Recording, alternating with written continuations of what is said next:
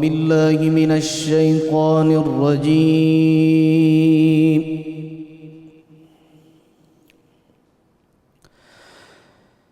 بسم الله الرحمن الرحيم.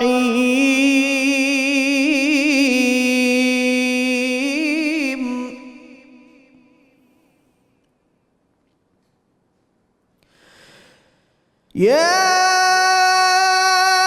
أيها الذين آمنوا كتب عليكم الصيام كما كتب على الذين من قبلكم لعلكم تتقون.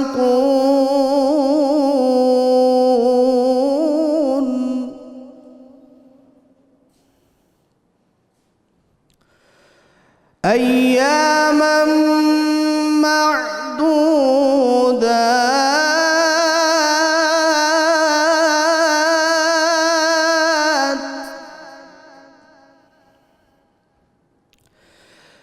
فمن كان منكم مريضا أو على سفر فعدة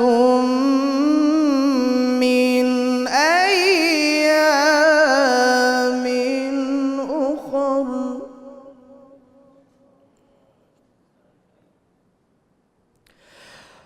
وعلى الذين يطيقونه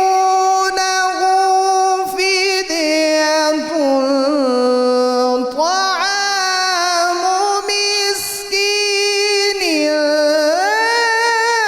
فمن تطوع خيرا فهو خير له.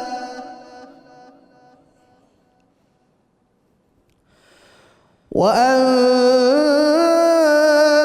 تصوموا خير لكم إن كنتم تعلمون.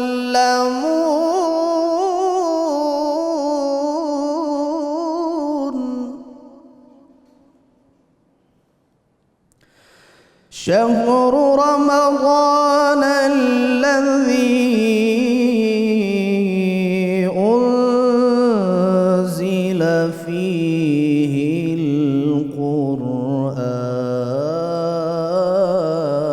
القرآن.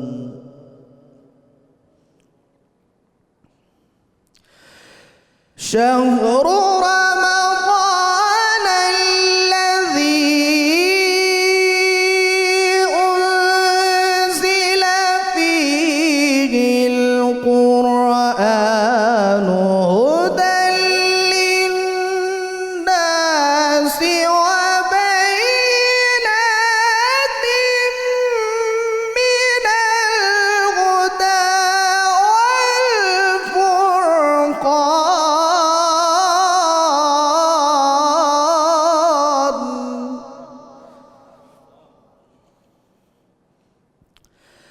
فمن شهد منكم الشهر فليصم، ومن كان مريضا أو على سفر فعدة من أيام أخر.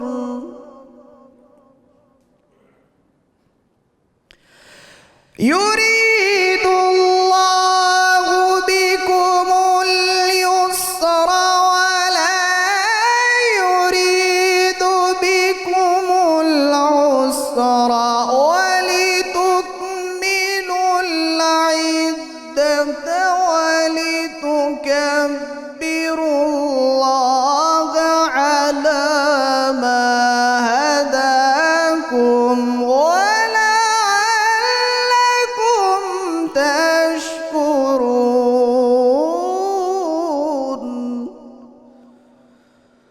يريد الله بكم اليسر ولا يريد بكم العسر ولتكملوا العدة ولتكبروا الله على ما هداكم ولعلكم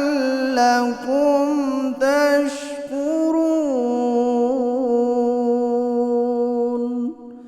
صدق الله العلي العظيم. ماشاءاللہ سلامت رہیں. حال ہی میں پاکستان ٹیلی ویژن کے تحت آل پاکستان مقابلہ قرات جیتنے والے معروف نوجوان قاری جناب قاری محمد ذیشان حنیف صاحب تلاوت کلام پاک سے ہمارے قلوب کو منور فرما رہے تھے.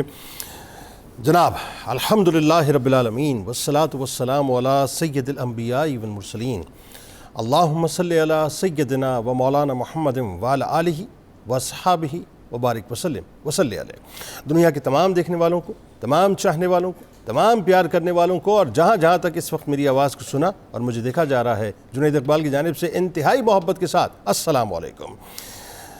2024 1445 ہجری کا رمضان المبارک ناظرین آ گیا، اور آج رحمت رمضان کی خصوصی براہ راست نشریات میں ہم پہلی افطار کے موقع پہ آپ کی خدمت میں حاضر ہیں. انشاءاللہ زندگی رہی اور سانسوں نے اگر ساتھ دیا تو یہ سلسلہ اسی انداز سے جاری رہے گا سحر و افطار میں، اور چاند رات تک آپ انشاءاللہ ہمارے ساتھ رہیں گے اور ہم آپ کے ساتھ رہیں گے.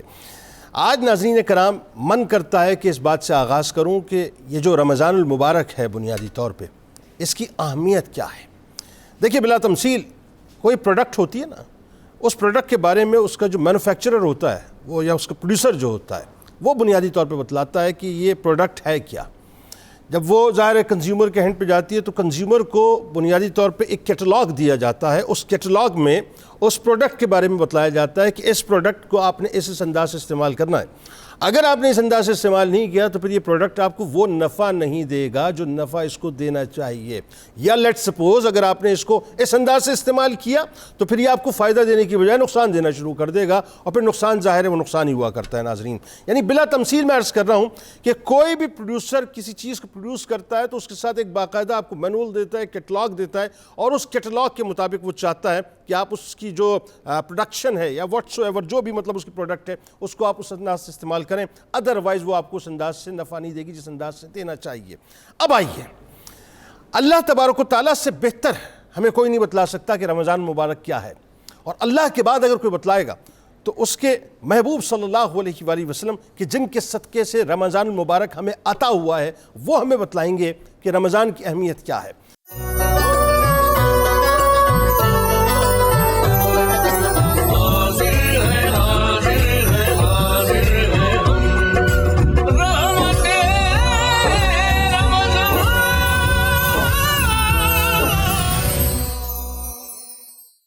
اب میں چاہتا ہوں ابتدا میں آج آپ کو پہلے ہی دن سرکار مدینہ صلی اللہ علیہ وآلہ وسلم کی بارگاہ میں لے جا کر کھڑا کر دوں، بلکہ میں خود آپ کے ساتھ جو ہے وہ چلوں اور ہم ایک سفر کریں روحانی طور پہ، اور سرکار کی بارگاہ میں جا کے سوال کریں کہ یا رسول اللہ صلی اللہ علیہ وآلہ وسلم ہمیں بتلائیے کہ رمضان کو ہمیں کیسے گزارنا چاہیے.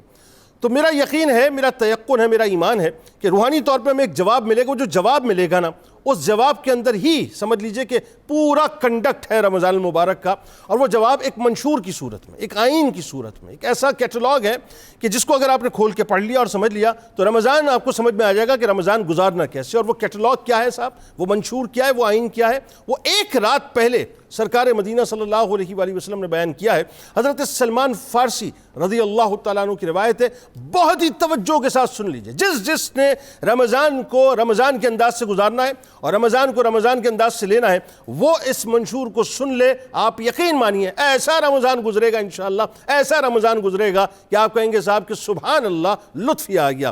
کہ آخری دن، بالکل آخری شب جو ہے، شعبان کی آخری تاریخ ہے، رسول اللہ صلی اللہ علیہ وآلہ وسلم ایک خطبہ دیتے ہیں اور سلمان فارسی رضی اللہ تعالیٰ عنہ اس خطبے کو کوٹ کرتے ہیں. اور سرکار فرماتے ہیں اے لوگ، تم پر ایک عظمت اور برکت والا مہینہ سایہ فگن ہو رہا ہے، اس مہینے میں ایک رات ہے، شب قدر 1000 مہینوں سے بہتر ہے۔ ایک جملے کو گھول کے پی لیجئے صاحب، آپ دیکھیے اس خطبے کے اندر کیا کچھ موجود ہے۔ فرماتے ہیں کہ اس مہینے کے روزے اللہ تعالیٰ نے فرض کیے ہیں اور اس کی راتوں میں قیام کو غیر فرض یعنی سنت کیا ہے۔ جو شخص اس مبارک مہینے میں اللہ کی رضا اور اس کا قرب حاصل کرنے کے لیے کوئی غیر فرض عبادت کرے گا تو اس کا ثواب دوسرے زمانے کے فرض نیکی کے برابر ملے گا، اور اس مہینے میں فرض نیکی کا ثواب دوسرے زمانے کے 70 فرضوں کے برابر ملے گا۔ یہ صبر کا مہینہ ہے۔ اب آگے سرکار علیہ السلام فرماتے ہیں یہ صبر کا مہینہ ہے، اور صبر کا بدلہ کیا ہے؟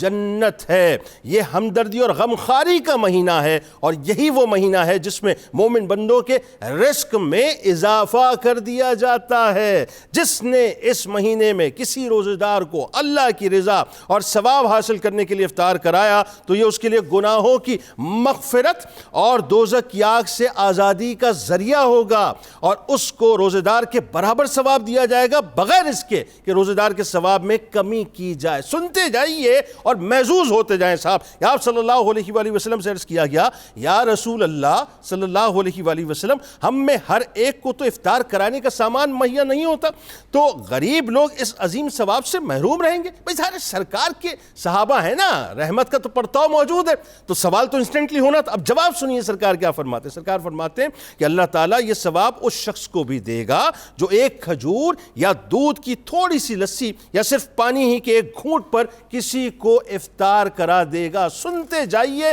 اور محظوظ ہوتے جائیں۔ اس کے بعد سرکار علیہ السلام نے فرمایا کہ اس مبارک مہینے کا پہلا حصہ رحمت ہے، دوسرا حصہ یعنی درمیانی حصہ مغفرت ہے، اور آخری حصہ دوزخ کی آگ سے آزادی ہے۔ اور جو آدمی اس مہینے میں اپنے غلام خادم کے کام میں ہلکا پن اور کمی کر دے گا، اللہ تبارک و تعالیٰ اس کی مغفرت فرما دے گا اور اس کو دوزخ سے رہائی اور آزادی عطا کر دے گا۔ اور اس مہینے میں 4 چیزوں کی کثرت رکھا کرو، جس میں 2 چیزیں ایسی ہیں جس کے ذریعے تم اپنے رب کو راضی کر سکتے ہو، اور 2 چیزیں ایسی ہیں جس میں تمہیں کبھی بھی بے نیاز نہیں کیا جائے گا، یعنی اپنے آپ کو بے نیاز نہیں کر سکتے ہو۔ وہ کلمہ طیبہ اور استغفار کی کثرت ہے، اور دوسری 2 چیزیں یہ ہیں کہ جنت کا سوال کرو، جنت کا سوال کرو اور دوزخ سے پناہ مانگو۔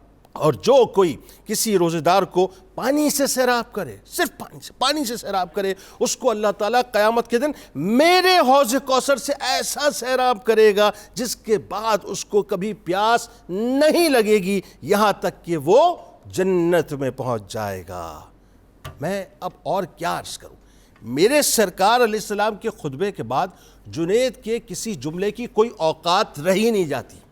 جس نے اس خطبے کو واللہ باللہ تاللہ میں آپ کو بتلا رہا ہوں گھول کے اپنے وجود میں باقاعدہ بسا لیا، جس نے رمضان کی اہمیت کو سمجھنے کے لیے اس خطبے کے ایک ایک لفظ کو سمجھ لیا، پھر اس کو ادھر ادھر دیکھنے کی ضرورت نہیں ہے، پھر بس یوں کہیے کہ اس کا رمضان سبحان اللہ ہے، سبحان اللہ ہے، سبحان اللہ ہے۔ آغاز کرتے ہیں صاحب۔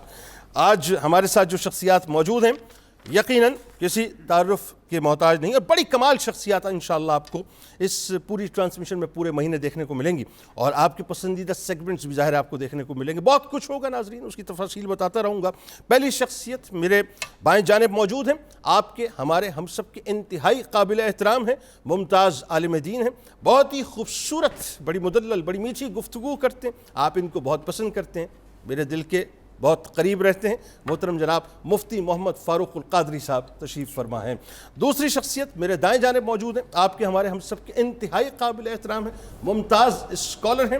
اقبال عموماً دیر سے آیا کرتا ہے، لیکن اقبال پیار بہت کرتا ہے اور بڑی کمال گفتگو کرتے ہیں، بہت کمال گفتگو کرتے ہیں ماشاءاللہ۔ آپ کے ہمارے ہم سب کے بہت پسندیدہ ہیں جناب ڈاکٹر طاہر حمید تنولی صاحب ہمارے ساتھ موجود ہیں، آپ کو خوش آمدید۔ میرے دائیں جانب ناظرین ایک اور شخصیت موجود ہیں، اور بڑا کمال، یقین مانیے اللہ تعالیٰ نے ان کو ایک وصف عطا کیا ہے کہ بہت سے لوگ ظاہر پرابلم سے شکار ہوتے ہیں، بیماریوں کا شکار ہوتے ہیں، اللہ تعالیٰ نے ان کے ہاتھوں میں ایک خاص شفا عطا کی ہے، اور بہت خوبصورت، مطلب یہ غذاؤں سے جو ہے عموماً علاج بتایا کرتے ہیں، یعنی علاج بالغذا کے ماہر ہیں، ماہر غذائیات بھی ان کو کہا جاتا ہے۔ جناب ڈاکٹر جمیل مہروی صاحب ہمارے ساتھ موجود ہیں، آپ کو بھی خوش آمدید۔ اور میرے دائیں جانب بھی آپ کے ہمارے ہم سب کے انتہائی قابل احترام بہت پسندیدہ ہیں. اللہ تعالیٰ نے بہت پیاری آواز سے ماشاءاللہ نوازا اور پوری دنیا میں ان کو سنا جاتا ہے, پسند کیا جاتا ہے. میں تو پرسنلی ظاہر ہے ان کو بالکل بھائیوں کی طرح سمجھتا ہوں, اور یہ برسوں سے میرا ان کا ایک ساتھ ہے, اور کیا خوبصورت پڑھتے ہیں. پاکستان کے ایک خاص حوالہ ہیں جناب الحاج شہباز قمر فریدی صاحب ہمارے ساتھ موجود ہیں. اپنے تمام دوستوں کے ساتھ آپ کو خوش آمدید. اور بالکل آخر میں وہ جو آپ کارنر پہ دیکھ رہے ہیں نا, آپ کو جو ہے وہ ایک پنک اسکارف میں ایک خاتون نظر آ رہی ہیں. بڑی کمال خاتون ہیں, وہ بڑے کمال کھانے بناتی ہیں صاحب, اور انشاءاللہ آپ دیکھیے گا پورے مہینے آپ کو بہترین سے ڈشز بنا کے دیں گی, اور آپ کو بتائیں گی صاحب کہ آپ نے اپنے رمضان کو جو ہے وہ بہت اچھا کیسے کرنا ہے. شیف منیرہ کرن صاحبہ ہمارے ساتھ موجود ہیں, آپ کو بھی خوش آمدید. تو جناب تمام لوگوں کو اجتماعی طور پہ السلام علیکم ورحمۃ اللہ وبرکاتہ, اور رمضان کی بہت بہت مبارکباد. بلا توقف کچن سے تو چھٹکارا ہو ہی نہیں سکتا نا, آغاز کرتے ہیں آپ. جی بالکل. آج کی جو ریسیپیز میں لے کر آئی ہوں بڑی سمپل سی اور بہت جھٹپٹ سی ہیں, اور میری کوشش ہوتی ہے کہ میں وہ ریسیپیز لے کے آؤں کہ جو آپ روزہ رکھ کے ایزیلی بنا سکیں. تو جو سب سے پہلی ریسیپی ڈیجیٹل ریسیپی ہے. صحیح ہو گیا. اچھا, آج ہم بنا رہے ہیں چکن بائٹس. آپ اس کو چکن میں بھی بنا سکتے ہیں, ویجیٹیبل بھی بنا سکتے ہیں, اور آپ اس کو چاہیں تو ایگز میں بھی بنا سکتے ہیں. اس کا بیٹر بناؤں گی, وہ کیسے بنانا ہے.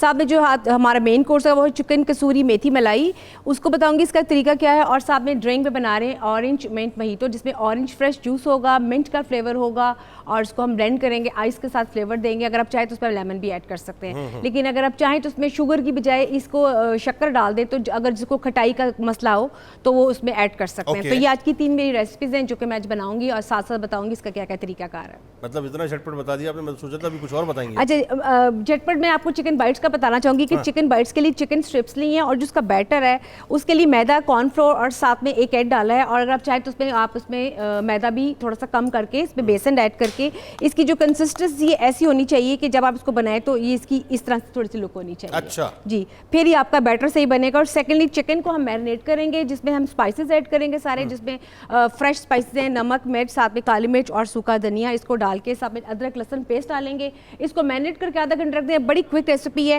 اس میں آپ بینگن بھی ایڈ کر سکتے ہیں, جو لوگ چکن نہیں کھانا چاہتے پوٹیٹوز بھی ایڈ کر سکتے ہیں, اور اگر آپ چاہیں تو بوائلڈ ایگ کر کے آپ اس کو وہ بھی چاپ کر کے پالک کے ساتھ وہ بھی اس کو بنا سکتے ہیں. اچھا. اور سیکنڈلی جو ہماری چکن کی ریسیپی ایک چکن کسوری میتھی ملائی, اس کے لیے میں بتا دوں کہ میتھی جو ہوگی وہ فریش ہوگی, اس کو ہم چاپ کر کے سکھا لیں گے, اور ساتھ میں میتھی دانہ ہوگا, اور ساتھ میں کریم ہوگی. میتھی کون سے چھوٹے چھوٹے پتے ہیں, بڑے چھوٹے پتے. اور دوسرا یہ کہ آپ یہ سونے میں تولنے کے قابل ہوتے ہیں, آپ کو پتہ ہے, لوگوں کو پتہ ہی نہیں میتھی کیا ہے. بالکل. اور میں اس کو اس لیے بتانا چاہ رہی ہوں کہ اس کی کرواہٹ کیسے کم کی جائے گی, اس کو آلٹرنیٹ میں اس میں کریم ایڈ کر رہی ہوں کیونکہ اس کی تھوڑی سی کرواہٹ آ جاتی ہے. دوسرا یہ کہ آپ میں تمام ثابت جو مسالے ہوں گے اس کو ہم روسٹ کریں گے. روسٹ کرنے کے بعد اس کو بلینڈ کریں گے, پھر دہی میں ایڈ کریں گے, اور پھر چکن کو ہم ادرک لہسن پیسٹ میں بنا کر پھر اس میں دہی ایڈ کریں گے, پھر مسالے ایڈ کر کے پھر دم دے کے اس میں ہم نے جو کسوری میتھی ہوگی چاپ کی ہوئی وہ ایڈ کریں گے, اور ساتھ میں کریم کے ساتھ اس کو فلیور دیں گے. اور یہ بڑی کوئک سی ریسیپی ہے, روٹی کے ساتھ بھی کھا سکتے ہیں, رائس کے ساتھ بھی کھا سکتے ہیں. ٹھیک ہو گیا.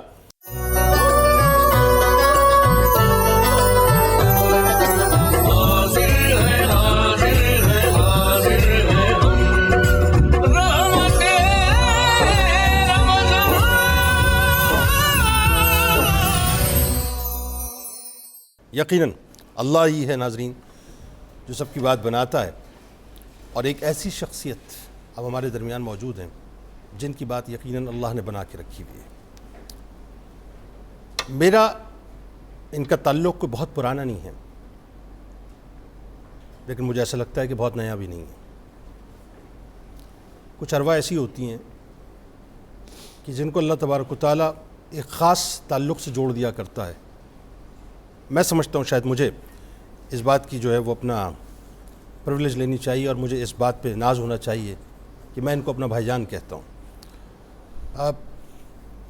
بہت کم لوگ پاکستان کے اندر ناظرین ایسے ہیں جو اپنے قلم کا صحیح طور سے حق ادا کرتے ہیں, اللہ کی دی ہوئی عزت کا صحیح طور سے حق ادا کرتے ہیں, اللہ کے دیے ہوئے مقام اور نام کا صحیح طور سے حق ادا کرتے ہیں. ایک ایسی شخصیت آج ہمارے درمیان موجود ہیں جن کے بارے میں اگر میں یہ کہوں تو غلط نہ ہوگا کہ پاکستان میں چند ایک آوازیں ہیں, چند ایک آوازیں جو سچے مسلمانوں کی اور سچے پاکستانیوں کی ہیں. ان میں سے ایک مستحکم ترین اگر آواز کوئی ہے, مطلب یہ اپنی جگہ قلم کار ہیں, اس میں کوئی دوسری رائے نہیں, ڈرامہ نگار ہیں, کوئی دوسری رائے نہیں. قلم کی نوک سے وہ کچھ جو ہے وہ لکھ دیا کرتے ہیں کہ کیا ہی کہنے. لیکن سچی بات تو یہ ہے صاحب کہ ان کے اندر جو سچا اور سچا مسلمان ہے اور سچا اور سچا جو پاکستانی ہے، آپ یقین مانیے مجھے اور آپ کو، ہم سب کو، جب میں نام لوں گا تو آپ کہیں گے کہ ہم سب کو ان کی اس پاکستانیت اور مسلمانیت کی وجہ سے ان سے عشق ہے. آپ کے، ہمارے، ہم سب کے انتہائی قابل احترام ممتاز ڈرامہ نگار جناب خلیل الرحمان قمر صاحب آج ہمارے ساتھ موجود ہیں. خلیل بھائی جان السلام علیکم ورحمۃ اللہ وبرکاتہ، بہت شکریہ آپ تشریف لائے. آغاز کرتے ہیں سب سے پہلے مفتی صاحب آپ سے. اب ظاہر ہے یہ رمضان المبارک کا مہینہ جب آتا ہے تو اپنے ساتھ بہت سی رحمتیں تو لاتا ہے، لیکن جو بات میں ابتدا میں کر رہا تھا نا کہ وہ بلا تمثیل ایک پروڈیوسر ہے، اس نے کوئی پروڈکٹ بنائی ہے، اس کا ایک کیٹلاگ ہے، ایک مینول ہے، وہ بتائے گا آپ کو کہ اس کو استعمال کیسے کرنا ہے. رمضان المبارک کے بارے میں قرآن سے بہتر ہمیں کون بتلائے گا، اللہ سے بہتر کون بتلائے گا؟ آغاز کیجیے ذرا. بسم اللہ الرحمن الرحیم. جنید صاحب آپ نے بالکل صحیح جانب توجہ دلائی اور صحیح انداز میں.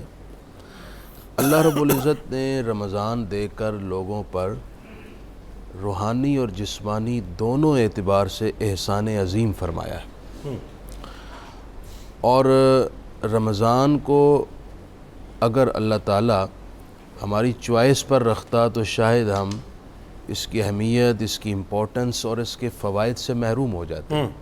تو اللہ تعالیٰ نے اپنے بندوں پر مہربانی کی اور رمضان کو فرض کیا. چنانچہ ارشاد فرمایا یا ایھا الذین آمنوا کتب علیکم الصیام، ایمان والو تم پر رمضان کے روزے فرض کیے گئے ہیں. اللہ. کما کتب علی الذین من قبلکم، ایسا نہیں ہے کہ تم روئے زمین پر پہلے لوگ ہو جنہیں صبح سے شام تک بھوکا اور پیاسا رہنا پڑتا ہے اور اپنی خواہشات کو اگنور کرنا پڑتا ہے، بلکہ تم سے قبل بھی ایسے انسان گزرے ہیں جن پر روزے فرض کیے گئے تھے اور انہوں نے روزے رکھے. اور ساتھ ہی اس آیت میں جہاں فرضیت بیان کی گئی وہاں روزے کی حکمت اور روزے کا اصل فائدہ بھی بیان کر دیا گیا. ٹھیک. لعلکم تتقون، تاکہ تمہیں تقوی حاصل ہو جائے. تقوی ایک ایسی چیز ہے کہ جو انسان کو اندر اور باہر سے ایک خوبصورت انسان بناتا ہے، ایک شگفتہ انسان بناتا ہے. اگر انسان متقی ہو جائے تو وہ اپنے لیے اور دوسروں کے لیے نفع بخش بن جائے گا، وہ ایک بے ضرر انسان بن جائے گا جو سوسائٹی کے لیے انتہائی مہکتا ہوا خوبصورت پھول ہوگا. تو اس لیے فرمایا گیا کہ اللہ تعالیٰ تمہیں روزے دے رہا ہے کہ تم تقوی حاصل کرو. بالکل ٹھیک. دوسرے مقام پر یہ بھی فرمایا گیا فمن شاہد منکم الشہر فلیصمہ، تم میں سے جو شخص رمضان کا مہینہ پالے اب اس کے لیے ضروری ہو گیا ہے کہ وہ روزہ رکھے.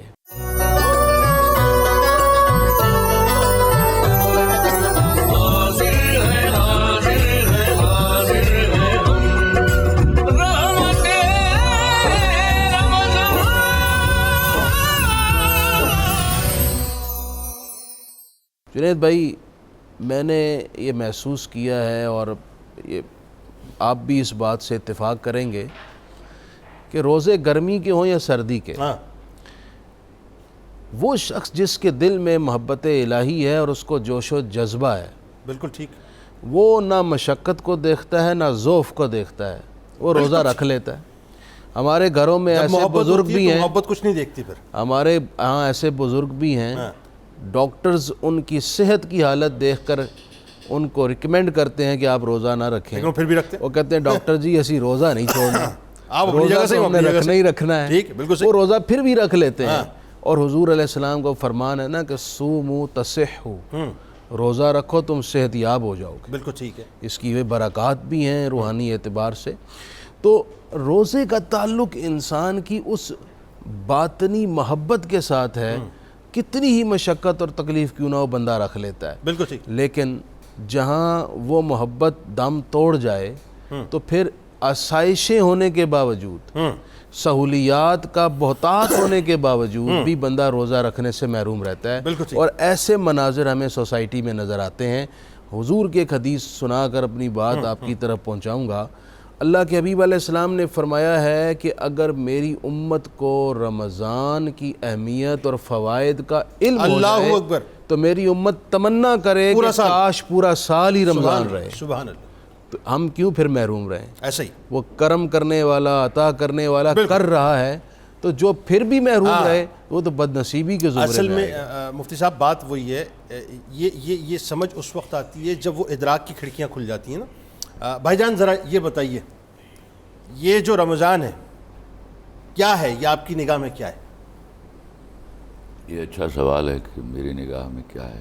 میں جو زندگی بھر اس کو ٹٹولتا رہا، جاننے کی کوشش کرتا رہا، مجھے پتہ چلا جو مجھے اللہ تعالیٰ نے ودیت فرمایا کہ یہ تھا وہ مہینہ جس میں آپ باقی 11 مہینوں میں حلال کرنے اور حلال کمانے کی پریکٹس کرتے ہیں۔ واہ،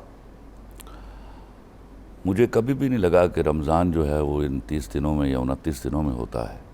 رمضان تو عید کے اگلے دن شروع ہوتا ہے۔ وہ اگلا دن جس میں آپ کے پاس حرام کا انبار ہو اور آپ حلال کی بھوک چن لیں، یہ درس تھا اس کا، رمضان کا۔ وہ جب آپ اختیار والے ہوں اور آپ کسی کا حق نہ ماریں، واہ، وہ جب آپ طاقتور ہوں اور آپ کسی کمزور کو اس کی غلطی پر درگزر کر دیں، یہ ہے رمضان۔ باقی تو اللہ نے جتنی چیزیں عنایت فرمائی ہیں، کس نعمت کا شکر ادا کرو گے؟ وہ رمضان ہو، نماز ہو، کھانا ہو، پینا ہو، سونا ہو، جاگنا ہو، اس میں یہ کلیتاً علیحدہ کسی چیز کو اس کی بلیسنگ کے لیے امپورٹنٹ نہیں گنا جا سکتا۔ وہ ہر چیز اس کی مہربانی ہے، لیکن یہ وہ بڑا آسان طریقہ تھا جس میں ہمیں یہ شعور عطا کرنے کی کوشش کی گئی تھی کہ دیکھو سامنے اگر حرام کے وسائل پڑے ہیں، اس میں بھوک چن لینا ہے تقویٰ، حلال کی بھوک چن لینا، واہ، اور جو اس میں سواد ہے وہ حرام کے کھانے میں نہیں ہے، بلکہ حلال سے بھی روک دیا گیا۔ کمال تو یہ ہے، وہ تو پریکٹس تھی نا سر، وہ تو پریکٹس تھی، وہ چل رہا تھا آپ کا انٹرنشپ پیریڈ چلتا ہے، یہ بالکل ایسا، ہر مہینے، ہر ایک سال میں ایک مہینہ، وہ 11 مہینے رکھتے آپ روزے، اور اگر آپ اس کو فالو نہیں کرتے تو وہ مہینے کے کیا دھرا فارغ ہو گیا۔ بالکل ٹھیک ہے۔ کیا یہ جو کیٹلاگ ہے رمضان کا، یہ جو مینول ہے، یہ ایکچول ہم سے کیا ڈیمانڈ کرتا ہے بھجن، یہ بتائیں نا۔ میں نے عرض کیا یہ سب سے زیادہ امپورٹنٹ چیز کیا ہے؟ ہم آج سیاسی قومی اعتبار سے جس دور سے گزر رہے ہیں، اگر ہم نے روزے کی اہمیت کا ادراک کیا ہوتا تو آج ہم اس نہج پر ہوتے؟ بالکل نہ کبھی بھی ہوتے، نہیں۔ بالکل نہ ہوتے۔ ہم نے حرام کمانے والوں کو گالی دی ہوتی اور ان کو نظر نفرت سے دیکھا ہوتا، وہ آج ہمارے لیڈران نہ ہوتے، ان میں جو بھی ہیں۔ آج ہم کسی بھی طور پر برانڈز کے لیے مرے نہیں جا رہے ہوتے، اس کے لیے ہم کرپشن نہیں کرتے۔ بالکل ٹھیک بات ہے صاحب، بالکل ٹھیک بات ہے۔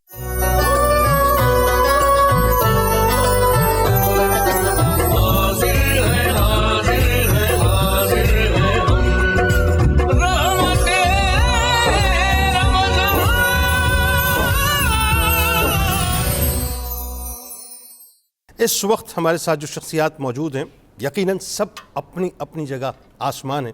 مفتی محمد فاروق القادری صاحب موجود ہیں، جناب ڈاکٹر طاہر حمید تنولی صاحب موجود ہیں، جناب ڈاکٹر جمیل مہروی صاحب موجود ہیں، الحاج شہباز قمر فریدی صاحب موجود ہیں، کچن کے محاذ پہ منیرہ کرن صاحبہ ہیں، اور لبرلز کے خلاف سب سے بڑا محاذ اس وقت پاکستان میں اگر کوئی شخص لیے ہوئے ہیں تو ان کا نام ہے خلیل الرحمان قمر صاحب، جو کہ پاکستانیت کا بہت زیادہ کھل کے پرچار کرتے ہیں، وہ ہمارے ساتھ موجود ہیں۔ یہاں ایک چیز ایڈ کر دوں، لبرلز کے خلاف نہیں، گھٹیا لوگوں کے خلاف۔ بہت اچھے، میرا مذہب بہت بڑا لبرل مذہب ہے۔ میں آپ سے ایکسپیکٹ یہی کر رہا تھا، یہ زیادہ اپروپریٹ جملہ ہے، بہت صحیح ہے۔ نہیں سر، یہ کریکشن یہی کر سکتے تھے، میں نہیں کر سکتا۔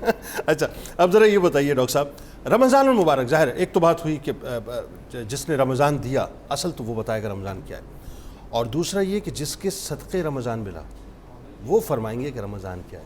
کیا فرماتے ہو ذرا بتائیے تو صحیح۔ بسم اللہ الرحمن الرحیم. جنید صاحب بہت شکریہ. سب سے پہلے اللہ رب العزت کا شکر ہم ادا کرتے ہیں کہ اس کی توفیق سے ہمیں ایک اور رمضان کا مبارک مہینہ نصیب ہوا جناب، اور اس کی توفیق سے ہم اس کے ذکر کے لیے، اس کی یاد کے لیے یہاں بیٹھے ہیں. جنید صاحب جتنے بھی نیک اعمال ہیں وہ ہمیں کوئی نہ کوئی اجر دیتے ہیں. ان اعمال کا کوئی نہ کوئی نتیجہ زندگی پہ مرتب ہوتا ہے. یقیناً ہمارے کریکٹر میں کوئی، ہمارے کردار میں، ہماری شخصیت میں کوئی انہانسمنٹ ہوتی ہے، کوئی بہتری ہوتی ہے، کوئی بالیدگی آتی ہے، کوئی بلندی پیدا ہوتی ہے.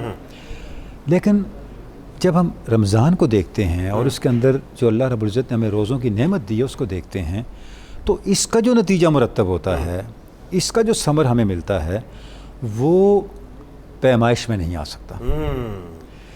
اگر آپ صلی اللہ علیہ وسلم کے فرامین کو دیکھیں اور قرآن مجید کو دیکھیں تو ہمیں سمجھ آتی ہے کہ روزہ ہے کیا. دیکھیں قرآن مجید بھی ہمیں یہ بات بتاتا ہے، یہ عمل کرو گے اتنا اجر ملے گا، یہ عمل کرو گے اس سے جنت ملے گی، یہ عمل کرو گے اس سے آپ کو یہ فائدہ ہوگا. لیکن 3 ایسے اعمال ہیں جن کا نتیجہ سب سے بلند تر ہے. سب سے پہلے تقویٰ ہے. اللہ رب العزت نے ارشاد فرمایا ان اللہ مع الذین اتقوا والذین هم محسنون. اللہ، جن لوگوں میں تقویٰ اور احسان کا وصف ہے ان کا اجر خود اللہ ہے. کیا کہنا ہے؟ ان اللہ مع الصابرین، جو صبر والے ہیں ان کا نتیجہ، ان کا ثمر خود اللہ ہے. کیا بات. اچھا جنید صاحب جب ہم 3 چیزوں کو جمع کرتے ہیں، تقویٰ، صبر، احسان، اس کو جب زندگی پہ نافذ کر لیں ہر لمحے میں، اسے روزہ کہتے ہیں. سبحان اللہ، کیا کہنا. اب دیکھیں اسی بات کو آپ صلی اللہ علیہ وسلم نے ارشاد فرمایا، حدیث قدسی ہے کہ روزہ میرے لیے ہے اور اس کی جزا میں ہوں. میں ہوں. جب آپ قرآن مجید کی روشنی میں سمجھتے ہیں تو سمجھ آتی ہے اس کا مطلب کیا ہے. مطلب یہ ہے کہ روزہ آپ کو ان اوصاف سے متصف کرتا ہے، آپ کوالیفائی کر جاتے ہیں قربت خداوند کے لیے. کمال یہ ڈاکٹر صاحب، اللہ کے قرب کے لیے کوالیفائی کرتے ہیں. اور آپ دیکھیں، میں عرض کروں آپ سے قطع کلام کی معذرت کہ یہ جو جملہ ہے یہ کتنا وزنی جملہ ہے. سبحان اللہ. اس وزن کو پوری کائنات مل کے اٹھا نہیں سکتی. اچھا اب جناب ایک روزہ دار کو جو انعام مل رہا ہے، سبحان اس کی اللہ، جزا میں ہوں. اب دیکھیں باقی سب کچھ پیچھے رہ گیا. کسی کا 1 گنا، 100 گنا، 70 گنا، 700 گنا اجر ہے، کہیں 500 گنا اجر ہے، کہیں کتنا. لیکن یہ وہ عمل ہے جس کا اجر خود اجر دینے والا ہے. اللہ بات جا پہنچتی. اللہ اکبر. رمضان کا معنی جنید صاحب شدید گرمی کو کہتے ہیں. کٹھالی ہوتی ہے نا، اس میں جب آپ کسی چیز کو ڈالتے ہیں تو وہ کیا کرتی ہے؟ ساری کثافت کو نکال دیتی ہے. اچھا جب کثافت پیور مصفہ سونے کو واپس کر اب وہ سونا کہاں پہنچتا ہے؟ وہ سونا پھر تاج پہ پہنچتا ہے. وہ سونا ان قربتوں پہ پہنچتا ہے جہاں ہم دانت نہیں پہنچ سکتے. یعنی بندہ مومن جب رمضان سے گزرتا ہے، رمضان کی کٹھالی اس کی شخصیت سے ہر طرح کے کثافت کو نکال دیتی ہے. واہ واہ واہ واہ. وہ تقویٰ کے ذریعے کثافتیں نکلتی ہیں، وہ صبر کے ذریعے نکلتی ہیں، وہ احسان کے ذریعے نکلتی ہیں. نتیجہ کیا ہوتا ہے؟ معیت الہی، اللہ کا قرب ملتا ہے.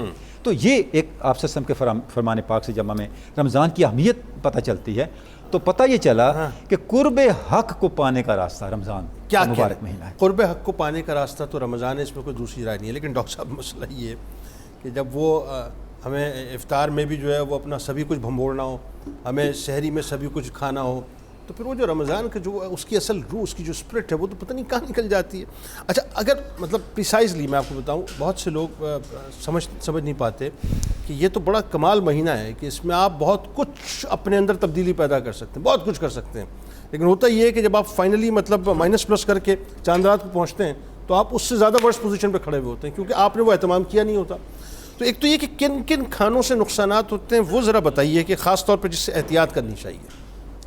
بہت شکریہ جنید بھائی. اصل یہ ہے کہ وہ کھانے جو دیر سے ہضم ہوتے ہیں اور وہ کھانے جن کے اندر لیسدار مادے ہوتے ہیں، یعنی جو بادی چیزیں ہماری مرغن خوراک ہے، بادی چیزوں میں ہمارے جیسے آلو ہے، گوبھی ہے، مٹر ہے، اس کے بعد چاول ہے، اور اس کے بعد چکن ہے، اور اس کے بعد سفید چنے ہیں، اور باقی یہ جو ہم ٹھنڈی چیزیں جو ٹھنڈے مشروبات بناتے ہیں، یہ ساری چیزیں جو ہے وہ ہمارے جسم کو اور اس کے جو ڈائجسٹو ٹریک ہے پورا، اس نظام کو خراب کرتے ہیں. اور جب تک یہ ساری چیزیں نا ہم کہتے ہیں کہ وہ تو مزہ ہی نہیں آیا افطار میں، شہر میں مزہ ہی نہیں آیا کچھ بھی. سر پھر وہی بات پھر جو آپ کہہ رہے ہیں کہ مزہ تو پھر جب آئے گا، لیکن اس کے بعد پھر ہم آپ یہ دیکھ لیں کہ نبی پاک صلی اللہ علیہ وسلم کا ارشاد ہے کہ روزہ رکھو صحت یاب ہو جاؤ. یقیناً. تو ہم پھر بیمار کیوں؟ کلینک ہمارے جو اس میں رش بہت زیادہ بڑھ جاتا ہے، میڈیکل سینٹر، اور رات کو جتنے بھی مطلب ایمرجنسی ہیں ساری وہ بھری ہوتی ہیں. اس کی وجہ کیا ہے کہ ہمارے طور طریقہ جو ہے وہ غلط ہو گیا ہوا ہے.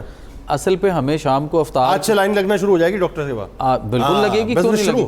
تو وہ جو ہمیں جس مقصد کے لیے ہم یہاں بیٹھے ہیں نا، جو بتانا چاہ رہے ہیں نا کہ روزہ روزے کے جو فائدے ہیں اس میں دیکھیں روزہ زندگی کی عمر جو ہے اس کو لمبا بھی کرتا ہے اور بڑھاپے کے عمل کو روکتا بھی ہے، اور اس کے ساتھ ساتھ جو ہے اس میں 2 فائدے اور بھی ہیں. بڑھاپے کے عمل کو پرولونگ کر دے، روکے گا کیسے؟ وہ مطلب دیر سے آئے گا نا، آئے گا تو صحیح، جیسے یعنی پرولونگ نہیں کر دے گا، پرولونگ نہیں کر دے گا، یہ بھی صحیح ہے. مطلب یہ ہے کہ آپ صحت مند تندرست اور آپ صحت مند تندرست جو ہے نا اور وہ توانا رہیں گے، انرجیٹک رہیں گے نا، تو آپ کی زندگی بھی ظاہر بڑھے گی اور لمبی عمر بھی ہوگی، اور پھر وہ جو کمزوریاں اور جو مختلف مسائل ہیں ہمارے اس کے وہ بھی نہیں آئیں گے. اور اسی طرح سے ہمیں جو ہے نا خوراک کو شام کو افطار کے اندر بھی ہمیں اس طرح سے دیکھنا ہے کہ صبح سحر میں بہت سارے لوگ جو ہیں وہ مثال کے طور پہ دہی کا استعمال کر رہے ہوتے ہیں یا لسی لے رہے ہوتے ہیں، تو یہ چیزیں جب ہمارے معدے میں پہنچتی ہیں تو معدے کے گیسٹرک میکوساز جو ہوتے ہیں ان کو ٹھنڈا کر دیتے ہیں. جو حرارت اس کے اندر ہے جس نے خوراک کو فوری ہضم کرنا ہے، یعنی 3 گھنٹے میں اس کو ہضم کرنا ہے، وہ خوراک آپ کی 6 8 10 گھنٹے اس میں باسی پڑی رہے گی اور جو اس کا پروسیس ہے وہ نہیں ہوگا. یہ کیا کہہ رہے ہیں آپ؟ تو دہی تو مسٹ آئٹم ہے ہمارے یہاں. تو ڈاکٹر صاحب یہ تو ڈرا رہے ہیں. نہیں کمال یہ نہیں ڈرانا کمال نہیں تھا. ہاں خلیل بھائی ڈر گئے کمال. اصل یہ ہے کہ اس میں حرارت اتنی، ورنہ دیکھیں نا پھر جو ہم نے دیکھا جو پیشنٹ ہمارے پاس آتے ہیں وہ آگے کہتے ہیں جی اب کھٹی ڈکاریں آ رہی ہیں، اب بدہضمی ہوئی ہے، تیزابیت اور ایسیڈیٹی ہوئی پڑی ہے، تو وہ چیزیں نہیں ہوں گی. تو رات کو دہی نہیں کھایا جائے؟ سر دہی جو ہے وہ عام روٹین میں جو ہے وہ صبح ناشتے کی صرف خوراک ہے، لیکن جب ہم سحر میں لیں گے اس کے بعد جیسے نہار منہ کی خوراک ہے، ہم نے اس کو رات کی خوراک بنا دی. معافی چاہتا ہوں اس کے بارے میں، حکیم لقمان کا کال ہے کیا کہ مجھے سمجھ نہیں آتی لوگ مرتے کیوں ہیں؟ جو صبح دہی کھاتے ہیں وہ مر کیوں جاتے ہیں، اور جو رات کو دہی کھاتے ہیں وہ بچ کیسے جاتے ہیں. تو اب یہاں تو ہم دیکھ لیں کہ کیا زبردست بات ہے. یہاں تو ہمارے ہاں رات کو سارا دن دہی اور رات کو بھی دہی اور آدھی رات تک میرا ووٹ آپ کی طرف ہو گیا. خلیل بھائی نے کہہ دیا ووٹ آپ کی طرف ہو گیا. وہ کھاتے رہتے ہیں. سو یہ چیزیں جو ہے نا ہمارے لیے نقصان دہ ہیں، اور خاص طور پہ جو صبح ہم اس میں چائے لیتے ہیں سحری کے وقت، وہ لوگ کھانا کھا کے چائے پیتے ہیں، وہ چائے کی بجائے آپ کو اس وقت جو ہے وہ لینا ہے ادرک، زیرہ اور پودینہ، 3 چیزوں کا قہوہ لیں. آپ کی خوراک جو ہے وہ ڈائجیشنز کا عمل ٹھیک. پوری قوم کا نفسیاتی مسئلہ ہے یہ، پوری قوم کا. جب تک چائے نہیں پیئیں گے اس وقت تک یہ قوم کا نفسیات، یہ قومی مسئلہ ہے. بالکل آپ لوگوں کہتے ہیں چائے نہیں، لیکن اس میں جو نکوٹین تک گلا کریں گے کہ آج ہم نے چائے نہیں پی. سر جو اس میں نکوٹین ہے اور جو اس کے اندر ایسیڈیٹی، تیزابیت ہے، گرمی خشکی کا عنصر ہے، ظاہر اس نے پرابلم تو کرنی ہے نا. جو میرا سبجیکٹ مطلب چائے بھی نہ پئیں، چائے نہیں، ادرک، زیرہ اور پودینہ کا قہوہ بنایا جائے، کمال کا ہے. آپ کے سارا دن روزے کو بڑا فریش رکھے گا، آپ کو انرجیٹک رکھے گا.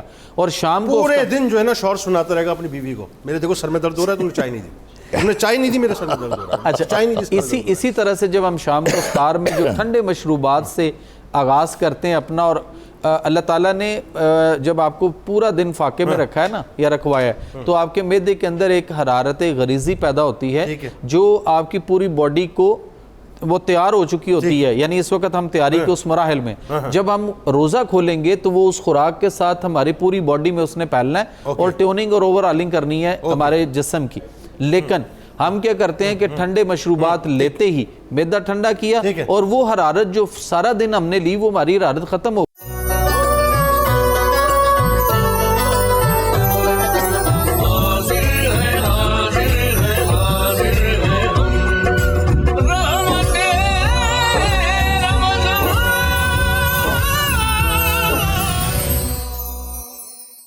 اچھا ذرا منیرہ کہاں تک پہنچا آپ کا کچن کا محاذ بتائیے.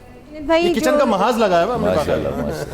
جو چکن کسوری میتھی ملائی تھا وہ میں نے دم پہ رکھ دیے، گارنش اس میں میں نے لگا کے ملائی کی اور ساتھ کو دم پہ رکھ دیا. ابھی دم پہ پکے گا.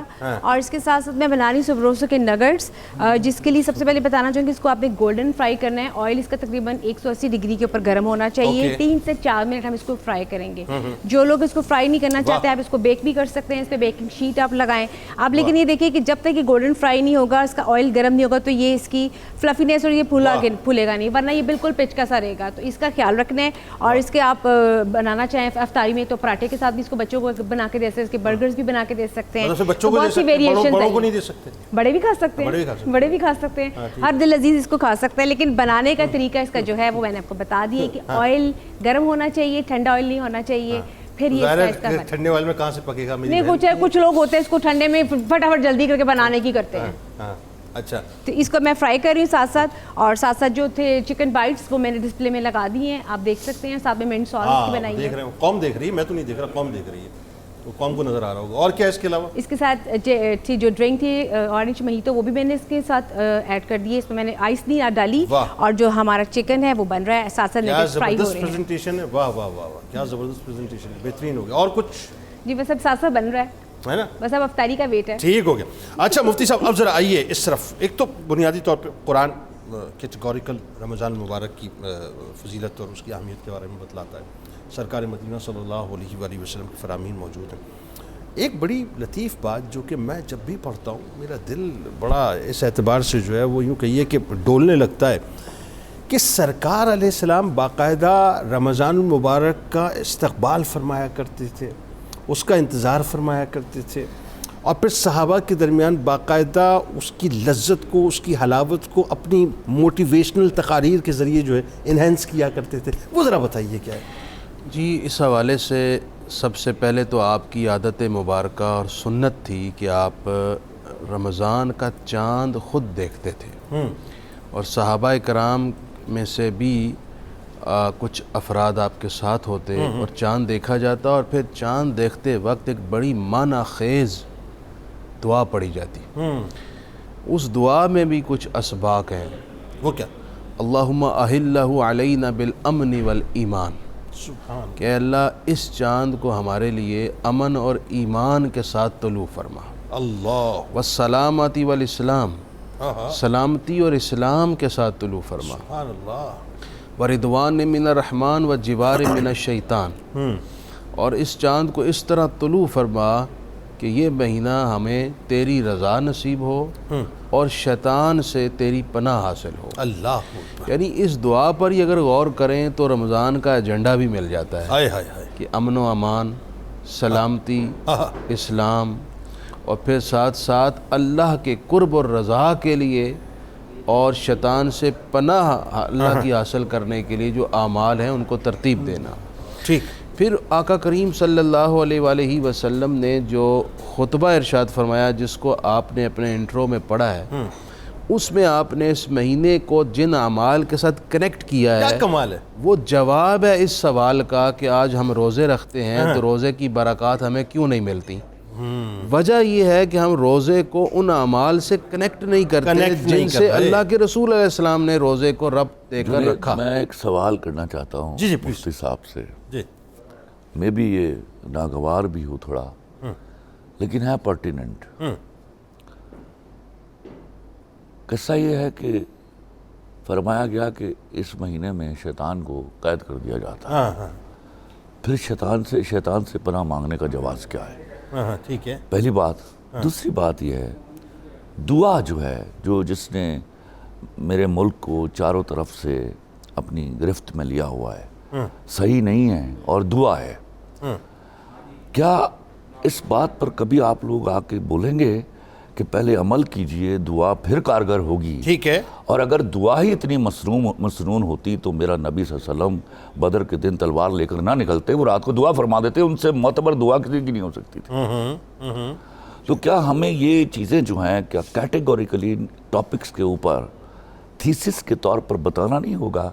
ہم جب یہ بھی منوا رہے ہیں کہ شیطان اس مہینے میں قید کر دیا گیا، پھر شیطان سے پناہ کی دعا بھی کر رہے ہیں، تو یہ تضاد آ جاتا ہے دو تھیریز کے درمیان. سوال رکھتے ہیں مفتی صاحب کے آگے، سوال رکھتے ہیں. جی مفتی صاحب، ایک تو یہ کہ شیطان قید ہے، اس سے پناہ کیوں؟ دوسرا یہ کہ اب آپ اپنی پہلے ایک تو بات بھی مکمل کر لیجیے جو آپ کی بات آپ پچھلی کر رہے تھے. میں معافی چاہتا ہوں بہت، لیکن بہت اچھا ہے، لیکن یہ بہت اچھا ہے، یہ بہت اچھا، بڑا زبردست ہو گیا. یہ تو بڑا اچھا ہو گیا آج خلیل بھائی کا سوال آیا تو بڑی کمال بات ہوئی. دوسرے یہ وہی بات ہے اگین کہ اعمال نہیں ہے اور صرف دعا پہ تو معاملہ چلے گا نہیں چلے گا. ذرا بتائیے. جی پہلی بات یہ ہے دعا سے متعلق عرض کر دوں کہ آقا کریم علیہ الصلوۃ والسلام مختلف مواقع پر دعا فرماتے تھے. دو مختلف چیزیں ہیں، ایک دعا کا اپنی جگہ مؤثر ہونا اور دوسرا ہے عملی جد و جہد کرنا. دین نے ہمیں دونوں کی اہمیت بتائی ہے. اوکے. ایسا نہیں ہے کہ دین میں یہ کہا گیا ہو کہ آپ نے دعا کرنی ہے لیکن عملی اعتبار سے آپ نے بس ہاتھ پر ہاتھ رکھ کے بیٹھ جانا ہے. بلکہ دعا بھی بتایا گیا، دعا صلاح المومن، مومن کا ہتھیار ہے، اور ساتھ عملی جد و جہد خود نبی پاک علیہ السلام کا معمول رہا ہے، جیسا کہ خلیل صاحب نے بھی حوالہ دیا. آپ لیکن بدر میں اترنا ضرور ہے، آپ نے اور اترنا ضرور ہے، اور ساتھ ساتھ دعا بھی کرنی ہے. بلکہ بدر میں آپ تھے بھی تو شب بھر دعا کرتے رہے، شب بھر دعا کرتے رہے، اور دن میں میدان میں دعا بھی ہو اور ساتھ دوا بھی ہو، عملی جد و جہد بھی ہو. دوسری بات یہ ہے کہ بخاری لیکن ان کا جو غم ہے وہ اس بات کا ہے جو میں سمجھ رہا ہوں. ابھی تک اس جواب تک نہیں پہنچ پایا کہ پریورٹی کیا ہے. پہلے خندق کھودی جائے، ویری گڈ، یا پہلے دعا کی جائے؟ Very good.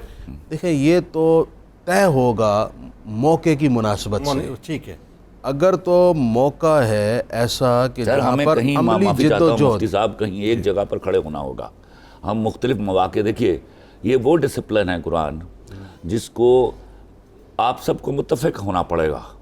میں اگر یہ مواقع آپ ڈھونڈیں ہم کہ پہلے دعا کر لی جائے پھر صحیح کی جائے، یہ آپ کو طے کرنا ہوگا کہ پہلے صحیح ہوگی پھر دعا ہوگی.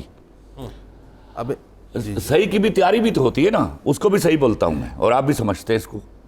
آپ جب کسی کام کے لیے تیار ہوتے ہیں کہ آپ نے کل خندق کھودنی ہے تو دعا شروع ہو گئی، ٹھیک ہے. لیکن اگر آپ صرف دعا فرما رہے ہیں تو میں وہ 76 سالوں سے دعا دیکھ رہا ہوں. آپ کا ان کا جو میں غم سمجھ رہا ہوں، میں جو مجھے بات سمجھ رہا ہوں نا، میرا خیال اس بات کو ہم یوں کھولتے ہیں، جو ان کا بھجن کا غم ہے وہ یہ ہے کہ 76 برسوں سے ایک ہم نے ٹرک کی بتی کے پیچھے قوم کو لگایا ہوا ہے صاحب، کہ بے عملی اور بد عملی رہے قوم کے اندر، اور صرف دعاؤں پہ معاملہ چلتا رہے. نہیں ایسا تو ہے نا، ایسا ہی ہے نا. ہم نے پھونکے مار مار کے اسرائیل کو تباہ کر دیا، وہ جہاں کا تہاں کھڑا ہے. جی بالکل ٹھیک، وہ ہمیں نہیں سنا، اور ہم لوٹیاں لے رہے ہیں. ان کا غم یہ ہے قوم کے، اس غم پہ بات کریں، یہ اصل غم ہے. یہ میں یہی عرض کرنا چاہ رہا ہوں، جس اینگل سے یہ بات کر رہے ہیں اس میں تو دوسری رائے کوئی نہیں. لیکن میں جو بات کر رہا ہوں وہ تھوڑا سا ڈفرنس کرنا اس لیے ضروری ہے کہ حضور صلی اللہ علیہ وسلم نے کچھ دعائیں صبح کے وقت پڑھی، کچھ شام کے وقت پڑھی، کچھ نماز میں پڑھی، کچھ نماز کے بغیر پڑھی، کچھ چاند دیکھتے وقت پڑھی. اب چاند دیکھتے وقت کی جو دعا ہے، ظاہر ہے کہ وہ چاند نظر آئے گا تو دعا پڑھنی ہے. اس کے لیے عملی جد و جہد وہاں کیا ہو سکتی ہے؟ بالکل صحیح.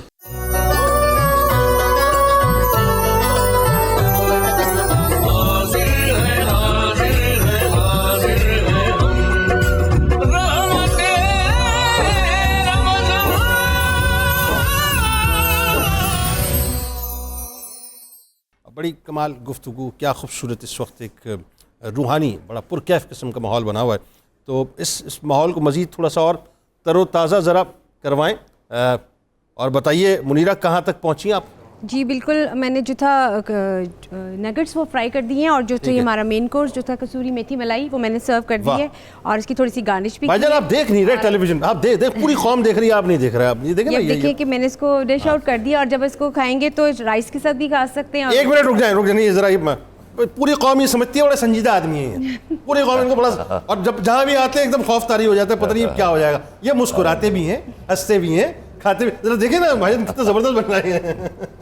بتائیے اب ذرا. ہاں جی اس کو ڈش آؤٹ کر دیے. بس آپ کو میں نے یہ بتایا کہ گارنش میں نے ملائی کی جو تھی کریم کی اینڈ میں بھی کی ہے، اور اس کو جب بھونا تھا تب بھی میں نے اس کی تھی. واہ. اور کیا ہوا؟ اس کو سب چیزیں ڈش آؤٹ کر دی ہیں میں نے. ہاں ختم بات ختم.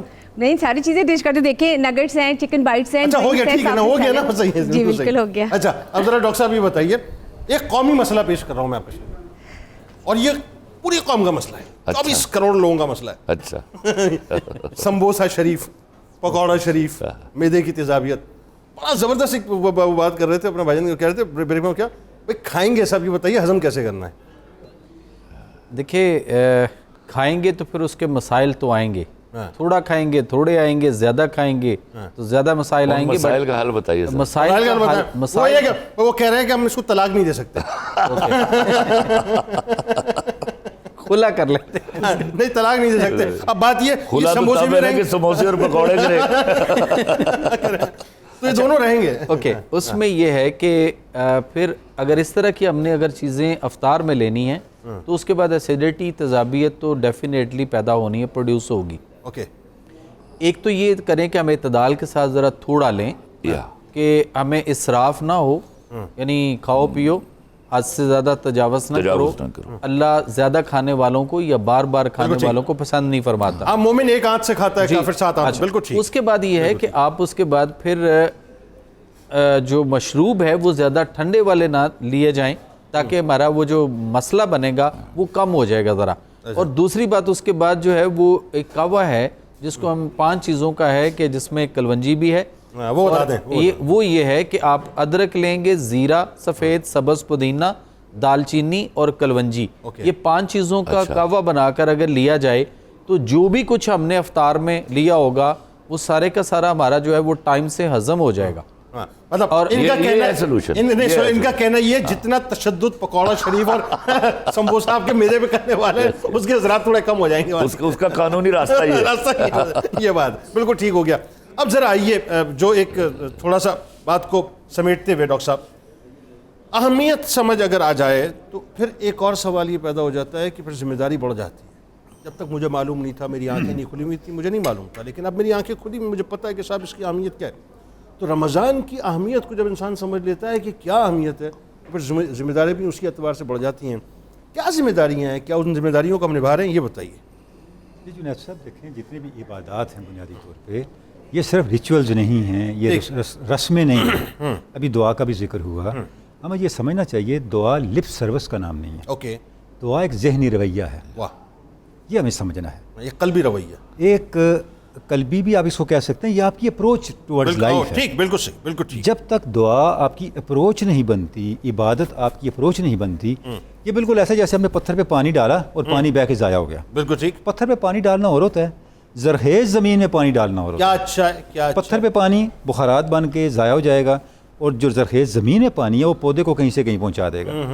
جتنے بھی عبادات ہیں, دیکھیں روزہ کیا کرتا ہے, روزہ ہمیں بھوک اور پیاس کی گرفت سے نکلنے اور یہ جو ہمارے جسم کے مادی تقاضے ہیں ان پر اللہ کی رضا کو غالب کرنے کی مشق دیتا ہے. وہ اسٹیمنا دیتا ہے کہ آپ اپنی خواہشات پر اللہ کی جو مرضی اور منشا ہے اس کو کس طرح نافذ کرتے ہیں. بالکل ٹھیک ہے. تو ہوتے ہوتے انسان کا جو لائف سٹائل ہے, اس کا جو تھنکنگ سٹائل ہے وہ بدلنے لگتا ہے. بالکل ٹھیک ہے. جب تک یہ نہیں بدلتا تو عبادات کا نہ فائدہ ہے, نہ دعاؤں کا فائدہ ہے, نہ زبان سے کہے گئے الفاظ کا فائدہ ہے. بالکل ٹھیک ہے. اور جب یہ اپروچ میں چیزیں آ جاتی ہیں پھر جس طرف آپ نے اشارہ کیا, پھر وہ مسئلے ختم ہو جاتے ہیں. بالکل ٹھیک ہے. پھر وہ مسائل نہیں رہتے. وجہ یہ ہے میں نے زندگی میں وہی کرنا ہے جو میرا طرز فکر ہے. ایگزیکٹلی بات یہ ہے. جو میرا رویہ ہے, جو میری سوچ ہے, جو میری زندگی کے بارے میں نقطہ نظر ہے. بلا تمثیل کسی کو پتہ چلے $1 ملین کی لاٹری لگنے والی ہے, اپنی دن رات ایک کر دے گا, کہ اب $1 ملین میں نے حاصل کرا, بلا تمثیل. یہاں تو بات یہ ہے کہ اللہ تبارک و تعالیٰ ملنے والا ہے. اب دیکھیں نا, ہمیں اللہ کے قرب کی اہمیت کا یہ احساس نہیں ہے. ہمیں یہ نہیں پتا وما قدر اللہ کا قدر ہی, اللہ کے قرب کا مطلب کیا ہے اور یہ کتنی بڑی نعمت ہے. تو جتنا جتنا ہمارے اندر یہ احساس پیدا ہوگا, ہم نے اللہ کے جو کو ماننا ہے, اس کو تصور سے نکالنا ہے, اس کو زندگی کی ایک محسوس حقیقت بنانا ہے. عبادات کا بھی یہی مقصد ہے اور دعاؤں کا بھی یہی مقصد ہے. اور اصل مقصد تو یہی ہے کہ بنیادی طور پہ اللہ اور اس کے رسول صلی اللہ علیہ وآلہ وسلم کو راضی کر لیا جائے.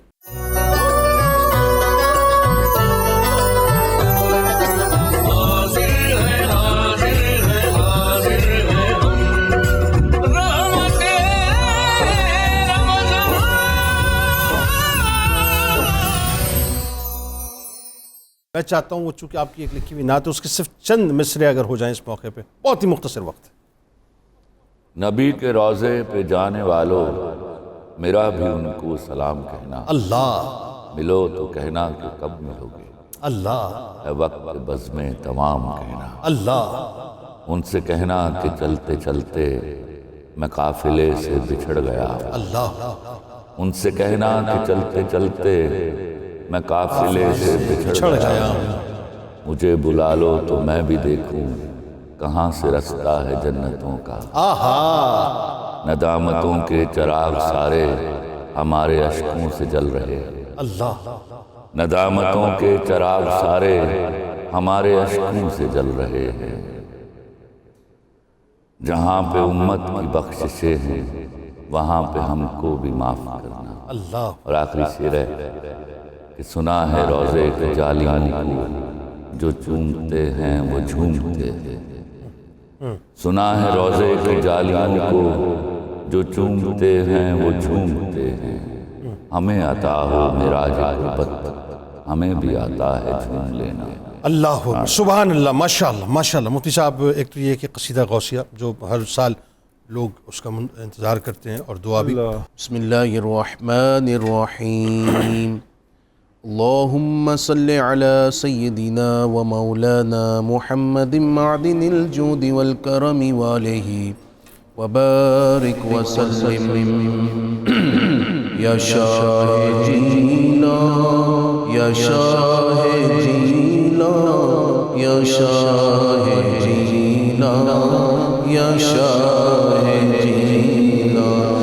سقانی حمرك ساس بساني فقلت لخمرتي نحبي تعالي سعد ومشرش نحبي في كؤوس فهمت بسكرتي بين الموالي فقلت لصائر الأقطاب نموا بحالي وادخلوا أنتم رجالي وهم واشربوا أنتم جنودي فصاف القوم بالوافي ملالي شربت الفضلة من بعد سكري ولا نلت علوي واتصالي مقامكم العلا جمع ولكن مقامي فوقكم ما زال عالي أنا في حضرة التقريب وحدي يسرفني وحسبي ذو الجلال أنا البازي واشهب كل شيخ ومن ذا في الرجال أعطي مثالي كساني خلعة بطراز عزم وتوجني بتيجان الكمال واطلعني على سر القديم وقلدني وأعطاني سؤالي وولاني على الأقطاب جمعا فحكمي نافذ في كل حال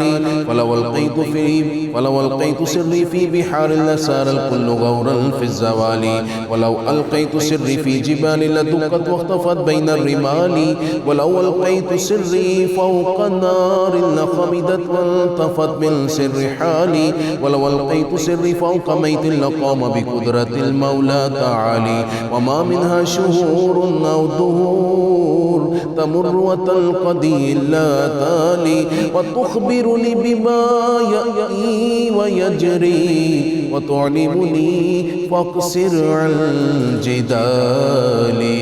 يا شاه جيلا يا شاه جيلا يا شاه جيلا مريدي وطب واشتح وظني وافعل ما تشاء فالاسم علي مريدي لا تخف الله ربي أعطاني رفعة نلت المنال طبولي في السماء والأرض دقت وشوس السعادة قد بدالي بلاد الله ملكي تحت بوقتي قبل قلبي قد سفالي نظرت إلى بلاد الله جمعا كخردلة على حكم اتصالي وكل ولي له قدم وإني على قدم النبي بدر الكمال أنا الجيني محي الدين اسمي وأعلامي على رأس الجبال أنا الحسن والمخدع مقامي وقدامي على عنق الرجال وعبد القادر المشهور اسمي وجدي صاحب العين الكمال تقبل لي ولا تردد سؤالي أغثني سيدي انظر بحالي يا شاه جيلا يا شاه جيلا يا شاه جيلا. الحمد لله رب العالمين والصلاة والسلام على سيد الأنبياء والمرسلين. اے پروردگار عالم ہم سب کا رمضان المبارک کا پہلا روزہ قبول فرما. اے اللہ ہمارے ماں باپ کی بخشش فرما. میرے مولا پوری قوم میں جس گھر میں جن میں جو بیمار ہیں سب کو شفا دے. خصوصاً میرے اللہ مقروضوں کی فکر دور کر قرضہ اتار دے. یا اللہ تنگ دست ہے انہیں خوشحال کر. یا اللہ جو رمضان میں بھی روزے کی حالت میں بھی تنگ دستی کا شکار ہے سحر و افطار کے لیے بھی پریشان ہے میرے مولا ان کی مدد فرما. یا اللہ ان کے لیے ذریعہ رزق بنا دے. خصوصاً میرے پروردگار جو ماں باپ بچوں بچیوں کے رشتوں کے لیے پریشان ہیں ان کی پریشانی دور فرما. پاکستان کو ہر جہت سے استحکام دے کر اقوام عالم میں سر بلند فرما. صلی اللہ تعالی علی النبی الکریم وعلی آلہ وصحبہ اجمعین. آمین.